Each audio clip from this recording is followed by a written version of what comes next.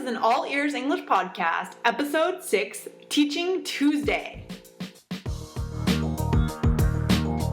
Welcome to the All Ears English podcast, where you'll finally get real native English conversation.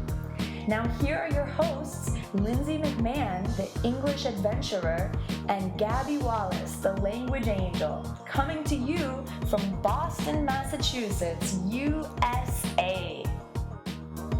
In today's episode, you're going to learn the top 4 phrases and vocabulary words to discuss in English with a native speaker. Is university really worth it? In our meeting Monday, we had a conversation about, is it worth it to go to college in the US? And so we'd like to share some vocabulary and phrases from the conversation that you can use in your own conversation. So let's get started. The first word that we wanted to talk about is prohibitive. We talked about the cost of college being prohibitive. Now, if you speak Spanish or Portuguese or a Romance language, you might recognize prohibit, something that is not allowed. It's kind of a cognate, so something that sounds similar to a word in your language. But if something is prohibitive, like the cost of college, it means it doesn't allow you to take part in that activity. Like, I don't know, what else might be prohibitive? Yeah, I was thinking about the cost of living in some cities in the world, like Tokyo. Yeah. Or, I don't know, what's another expensive city? Oslo. New York. New York.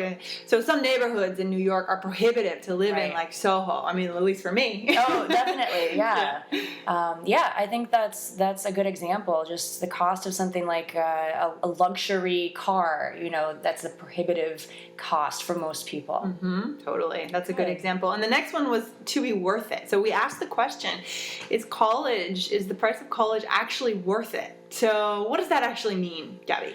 Oh gosh, so is it worth it? Does it, the pain and the effort and the time that you put into studying, is the reward, does that justify how much effort you put into it? Right. So does the reward justify the cost? That's a good way to put it. The cost in terms of effort, energy, as you said. Yeah. We use this phrase sometimes with, the food we eat. Like, is it worth it to eat a chocolate cake? Is the taste and the enjoyment worth it? It's not really healthy, right? And you might want to put in some more time at the gym.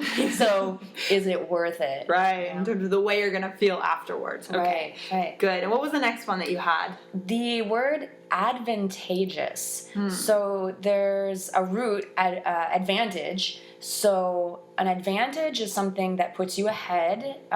It is a good thing, right? Mm-hmm. If something is advantageous, it means it gives you that extra little help. Yeah. I think going to school is always helpful, so I would say it's advantageous. What else might be advantageous? Yeah, I was just saying networking within your industry. If you're a professional in any industry, networking, going out in the evening and meeting people could be advantageous. Learning a language is advantageous. Absolutely. I think so. And the last one, we have an idiom, pound the pavement. Tell us about this. I really like this one because I imagine somebody literally running out on the street trying to get the thing done that they're reaching towards, right?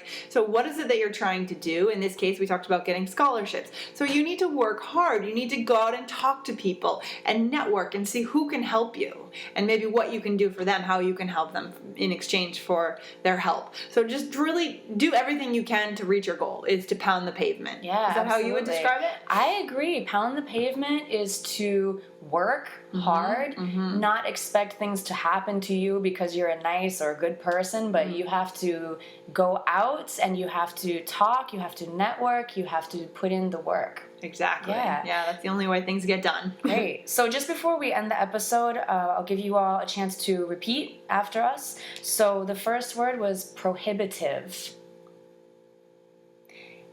Is it worth it?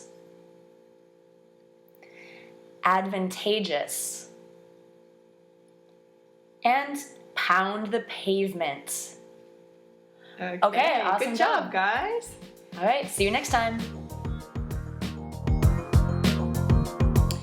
So we've made a special resource for you all. It's an ebook with 10 top ways to learn English with a podcast.